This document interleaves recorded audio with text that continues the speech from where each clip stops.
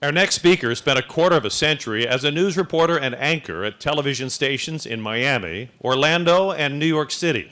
He has also worked at CNN and Fox. A 5-time Emmy Award winner, he currently works in corporate communications and writes regularly on media and politics for Forbes. Later this year, he will complete a master's degree in narrative nonfiction at the University of Georgia's Grady School of Journalism.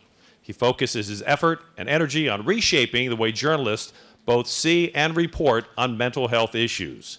His talk is titled, Journalism, Language and Mental Health, Why What You Say Matters. Please welcome Mark Joyella.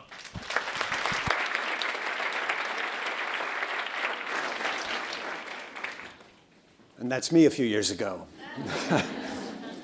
You know, for 25 years, I had what I thought was the best job in the world. I was a TV news reporter, and no day was ever the same. One day I'd be talking to a research scientist about her work to end paralysis for people with spinal cord injuries. The next, I'd be at a crime scene, trying to unravel who did it and why. And some days, I would actually get paid to do things that I would have done for free, or even perhaps paid just for the experience, like flying in an Air Force F-16 with my name painted on the side. I covered hurricanes and wildfires. I covered murder trials and protests. I witnessed history, and I got to live in communities all across the country, from Grand Junction, Colorado, to Savannah, Georgia, from Birmingham, Alabama, to Tampa, Florida, and from Miami to New York City. And I was pretty good at my job. I won a bunch of awards, including 5 Emmys, and I'm really proud of that. Early on, I learned a lesson that served me well, and that was never say no just because you're scared. Now, when I was a young reporter on my first overseas assignment, I deployed with troops from the Army's 24th Infantry Division at Fort Stewart, Georgia, to Saudi Arabia. This was days before the first Gulf War, and as you can see, we were out somewhere in the Saudi desert, so close to the Iraqi border, they wouldn't tell me where we were.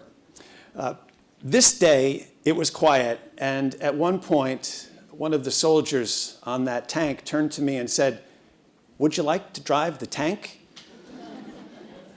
Now, I was young, I was inexperienced, and I was terrified of making mistakes. I didn't know what my boss wanted me to say. I didn't know what I should say. And I was petrified. What if I crashed the tank? So I hesitated, and ultimately I said no. And I regretted it immediately, and I still do. I wish I could stand here and tell you what it was like as a young guy of that age to be able to have driven a tank in the Saudi desert.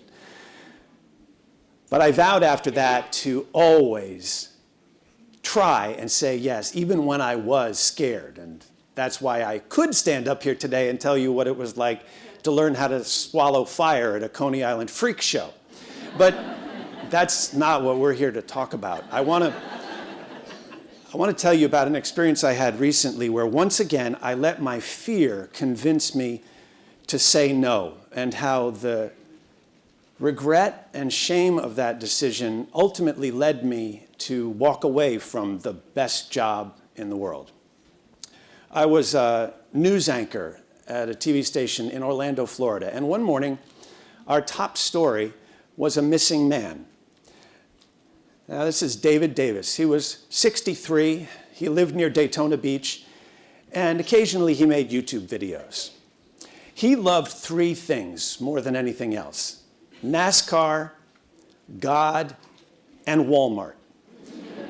Now, most days he would wake up, have a cup of coffee, leave the room that he rented, and walk a few blocks to the number 6 bus, which would take him up to Ormond Beach, and he would spend hours just looking at the things for sale at the Super Walmart store there. But one day he didn't come home, and that was very much out of character. His landlord, who described him as a kind, quiet guy who kept his room clean and paid his rent on time, knew something was wrong. She got in touch with the police and reported him missing. And the police, in turn, turned to the local news and said, would you put Mr. Davis's picture on the news? Now, with 1.5 million television households in the Orlando market, getting somebody's picture on the news is a very effective way of finding someone. So it should have been a fairly simple story. This man is missing. He may be in danger. Have you seen him? But that is not the story that we told that morning. And it started with my introduction to our report that I read from the anchor desk that morning in my very dramatic anchor voice. And this is what I said. Right now in Volusia County, Holly Hill police are searching for a man who claims to be God because he's missing and he has a gun. Now, I'm not proud of that. The story that followed included people describing Mr. Davis as a nut and a schizophrenic with a .45. The story also went so far as to mention that a few days earlier, someone had been shot and killed in a town nearby, even though the police said they had no reason to believe David Davis had anything to do with that. So that morning, as I sat on the anchor desk, I thought to myself, then why did we mention that? I think this is an example of what happens when smart people let bias convince them to make mistakes. You know, that morning, we essentially took a story of a missing man in danger and twisted it into a story about a dangerous man on the loose. We used stereotype to link mental illness to the threat of violence. These are old, enduring, and damaging stereotypes. And they go back thousands of years. The Middle Ages, when people with mental illness were considered to be punished by God or possessed by demons. They weren't treated, they were put in shackles, locked away, and sometimes burned at the stake. It sounds like ancient history, but a few years ago, when the actor and comedian Robin Williams died by suicide, news stories included numerous references to his demons, not his disease. The front page of the Los Angeles Times, a comic genius with inner demons. The New York Times, busy working, Robin Williams fought demons. And ABC's Nightline, he made the world laugh, but behind closed doors, the beloved Hollywood legend battled demons. Except, no, he didn't battle demons. Words matter. And so the morning I sat on the anchor desk in Orlando, I knew that. I knew the facts behind the stereotypes. And I wanted to do something to change it so that we would never air a story like we had that morning. I started to write an email to my boss, and I said, you know, the story we've been airing all morning is really trafficking in some really old, really bad stereotypes about mental illness. And as journalists, we should be working to shatter stigma, not to reinforce it. But as I sat there and looked at my story, or my email, I got scared. And all of a sudden, I was that kid in the desert again, terrified of making a mistake, damaging or destroying my career. And so instead of hitting send, I hit delete. I let my fear convince me to say no. Instead of standing up for what I knew was right, instead of defending David Davis, who I knew we had wronged, I kept my mouth shut, and I never said a word. And I want to talk more about why, but first I want to give you an idea of how a story idea, like a missing man, ends up as a news story on the news. This is a diagram I put together for you to try and explain the process and how it all works. I don't expect you to make sense of that. every day in places like Nashville, New York City, anywhere, the day in the newsroom begins with a morning meeting. It's when reporters and producers and news executives gather in a conference room to talk about what's in the news, the stories we should cover. This is where the decisions are made about what stories will be done, what stories won't be done, and some of you may in fact have written news releases that died an early death in this meeting. What follows the morning meeting is a bunch of checks between the morning and the evening news. And it's a lot of times where people ask questions. Hey, do we have the story? Do we have our facts straight? Have we talked to the right people? Are we confident this is a story? And it's all designed, of course, to filter out stories that shouldn't end up on TV. And people who work in this environment, it's not a surprise, are under a lot of pressure. If you miss a story, you're going to get in trouble. If you make a mistake in a story, you very well may get sued. And if you convince people to watch something else, you're going to get fired. So it's not a big surprise that instinct plays a big role in how journalists do our jobs. It's built into our brains for survival. It's how we make decisions under pressure. And that's what happens out there every day. 60 to 90% of all the activity in our brain is not conscious. You don't have to think about walking. I'm pacing right now without really thinking about doing it. I probably don't want to be.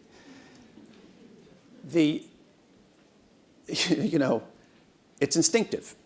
And for better or worse, so is the evening news. Now, a few years ago, when a man named Stephen Paddock opened fire on people at a country music festival in Las Vegas, the president immediately and instinctively called the gunman sick and demented. In the early hours of the news coverage, news networks, journalists used words like madman, maniac, insane, and psychopath. And at an early news conference, long before we knew much of anything about the shooter's motive or mental health, the mayor of Las Vegas called him a crazed lunatic full of hate and a sick, disgusting human being.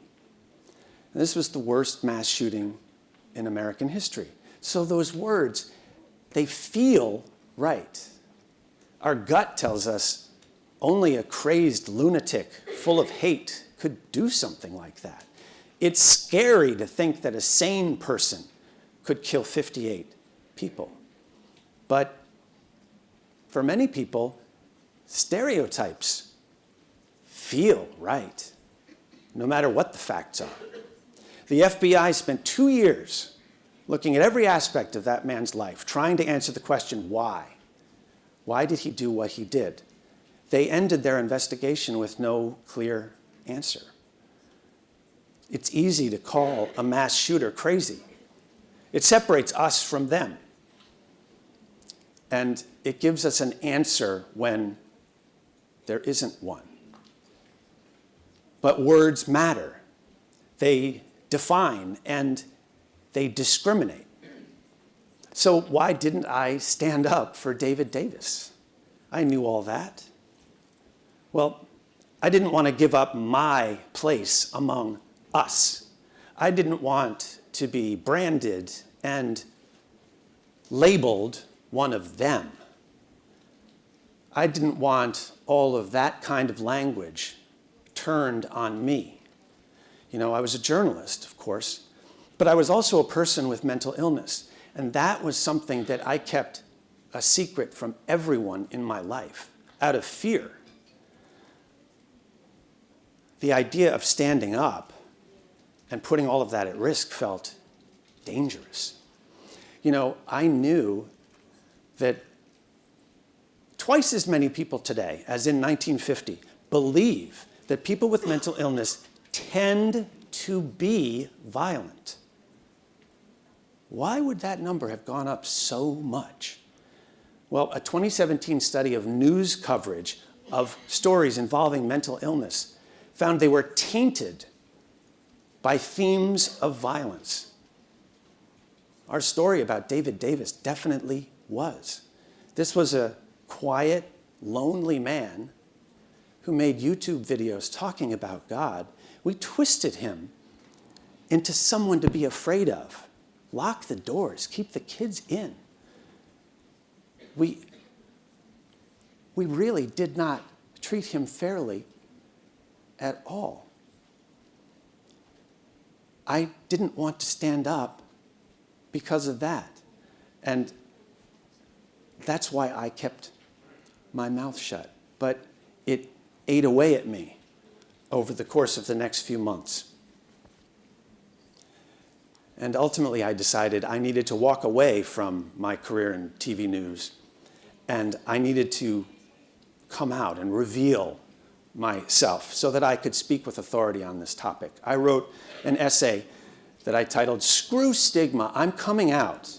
I said, I've kept it to myself for years, but now I believe the only way to fight the stigma of mental illness is to talk about my own. I talked about all of the years I hid mental illness in the newsroom because I was afraid of what people would think. I was afraid I wouldn't be given the good stories anymore. I wouldn't be trusted to do my job.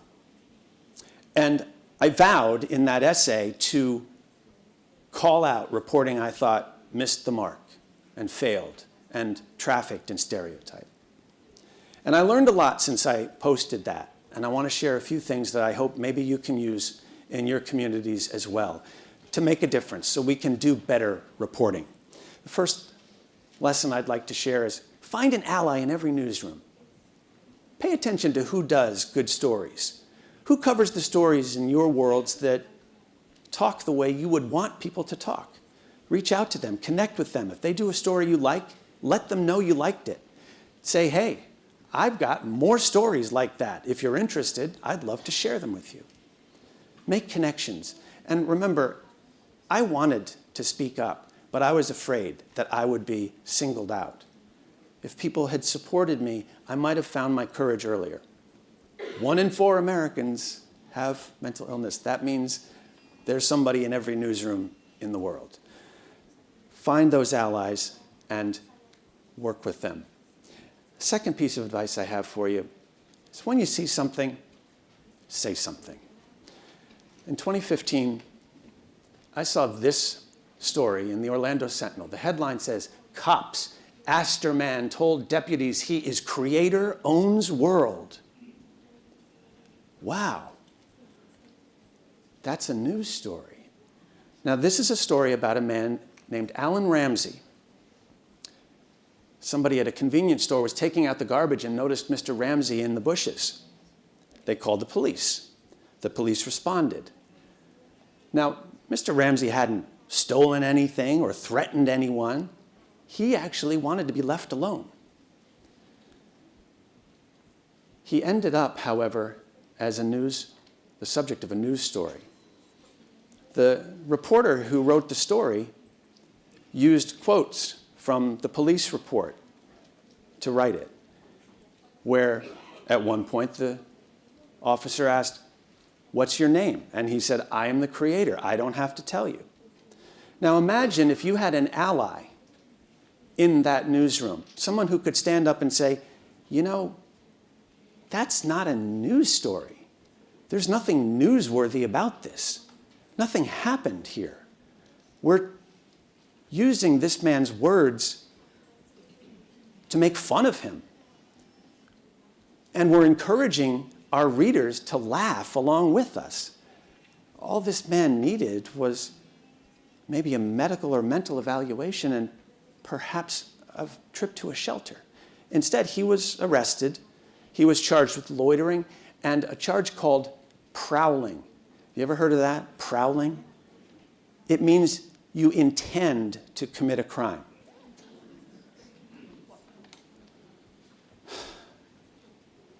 So my advice, find an ally. Work with them. Connect with them. Help them. Focus on the words. It wasn't long ago that reporters often used phrases like sexual preference. That is until members of the LGBTQ community pushed back and said, you know, that's not only outdated, it's offensive, and it's also inaccurate. It implies there's a choice, and trust us, there's no choice here. They said a better phrase is sexual orientation, and now that is pretty much widespread. We can change the way stories are produced and the words that are used, and that will benefit everyone. Because when stories like this and like David Davis's story are produced, they confirm for people like me that it's not safe to come out of the closet. And for some people, it's not safe to get treatment. Now, there's no Emmy Award for not doing a story. That's not a category. But there is a reward at the end of the road. The reward is being able to be your full self at work without being afraid. And the other reward is being able to look back and to look forward with absolutely no regrets. Thanks.